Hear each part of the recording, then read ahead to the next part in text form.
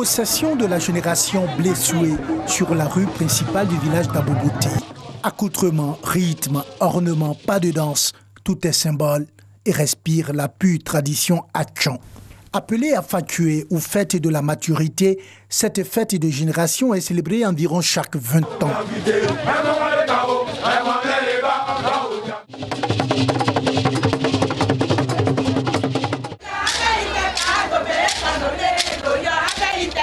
Creuset de la culture ébriée ou Atchan dans sa diversité, la Fakué pour les visiteurs est un régal pour les yeux. C'est exceptionnel. Ça fait 4 ans maintenant que je reviens pour la dernière fois, mais là c'est le comble. On a bien vu la danse même, on sent l'authenticité même africaine même. Pour les hommes et femmes de cette génération en fin de formation initiatique, c'est une page de leur vie qui tourne avec une charge de responsabilité. Aujourd'hui, ils sont mûrs pour accéder au pouvoir du village. C'est un sentiment de joie, d'honneur, c'est un sentiment de maturité. La génération Chagba qui va prendre le pouvoir, nous serons aux côtés d'eux pour apprendre la gestion du village. Sur la place publique du village d'Abouboté, la mobilisation est à la mesure de l'événement.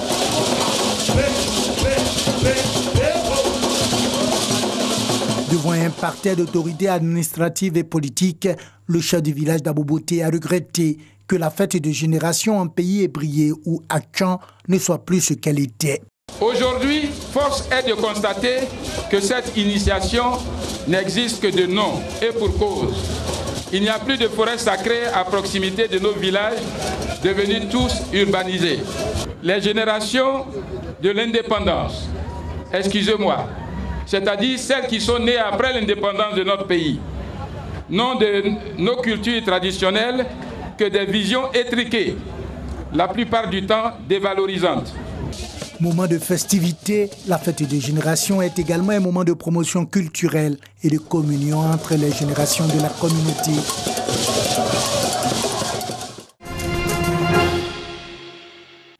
« 2014-2019, cela fait 5 ans que le journal Transport Hebdo partage le quotidien des Ivoiriens. Et le journal a pu se positionner comme le leader de l'information dans le secteur du transport. Le milieu du transport terrestre, il y a beaucoup de difficultés, beaucoup de problèmes. Et donc nous avons ce support-là pour amener les gens à modifier leur comportement dans la société pour que vraiment la société et les populations soient tranquilles. Aujourd'hui, le journal est beaucoup aimé dans le milieu du transport. Pour les festivités marquant les 5 ans du journal, des séries d'activités sont prévues. Le lancement des 5 ans du journal. Donc après, nous allons organiser des cérémonies avec tous les secteurs, c'est-à-dire les secteurs terrestres, les secteurs maritimes, ferroviaires et aériens. Mais surtout avec le secteur terrestre où il y a plus de problèmes, les syndicats qui s'occupent des activités. Le lancement de la célébration des 5 années d'existence de Transport Hebdo a été marqué par une conférence sur la sécurité routière. Une occasion pour Tabitra, conférencier du jour et directeur de la formation de Lozère, d'inviter les usagers de la route à s'approprier le code de la route en vue de réduire les accidents de la circulation.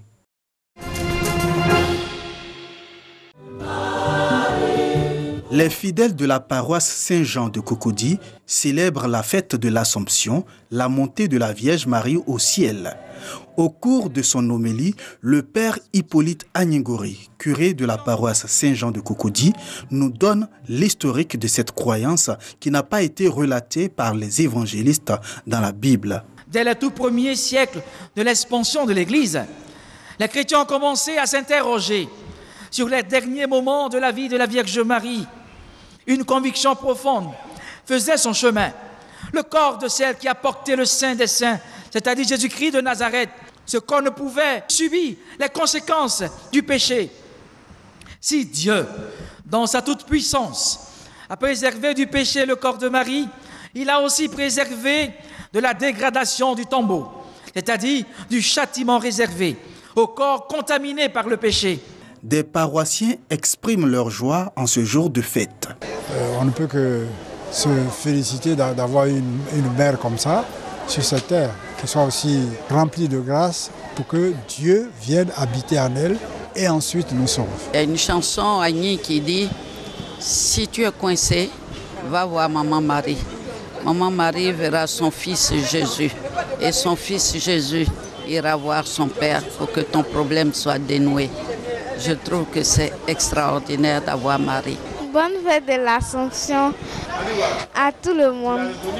Avant la célébration de ce jour, une veillée de prière a été organisée la veille, ici à Saint-Jean-de-Cocody. Fabi Telayi sort tous les jours en mer pour pêcher. Issus d'une famille de pêcheurs depuis des générations, les fonds marins sont leur gagne-pain.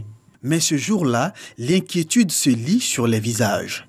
Leur archipel risque d'être défiguré par un projet de centrale à charbon. Le désastre qui va découler de la centrale à charbon aura un impact jusqu'à Nairobi. Donc vous pouvez imaginer pour les gens de Lamu, beaucoup de personnes pensent qu'il y aura des problèmes de santé comme le cancer. L'archipel de Lamu, classé au patrimoine mondial de l'UNESCO, est connu pour son architecture swahili, ses belles plages et ses mangroves. Ses habitants craignent que la centrale à charbon ne perturbe l'écosystème.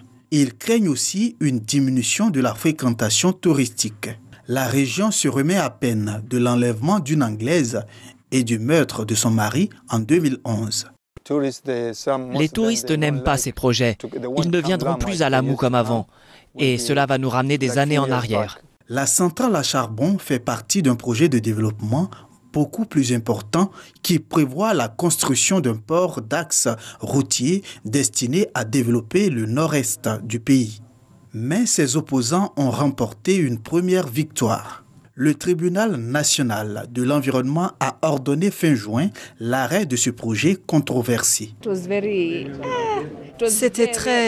Nous sommes très heureux en fait. Nous ne pensions pas que ça arriverait. Nous avons vu que le gouvernement est très juste. Nous sommes très heureux. Un appel est toutefois possible et même en cas de victoire des opposants du projet. Le gouvernement kenyan peut passer outre comme il a déjà fait dans les années passées.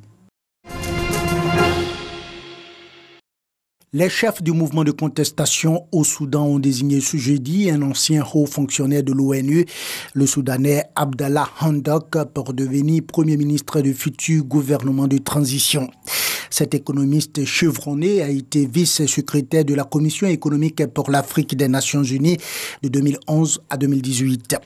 Le Conseil souverain, future autorité chapeautant la transition, doit annoncer mardi s'il le confirme à ce poste. En vertu d'un accord conclu en 2 temps, en juin et en août, entre la contestation et les généraux ayant pris les rênes du pays. Après la destitution du président Omar el-Béchir le 11 avril, le pouvoir doit être transféré aux civils avec la création d'un Conseil souverain.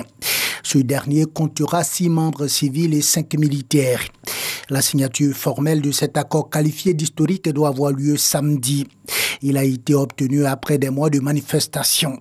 Selon l'accord de transition, il revient aux représentants du mouvement de protestation de nommer le Premier ministre. En septembre 2018, l'ex-président Omar el-Béchir avait désigné Hamdok comme ministre des Finances, mais ce dernier avait refusé le poste.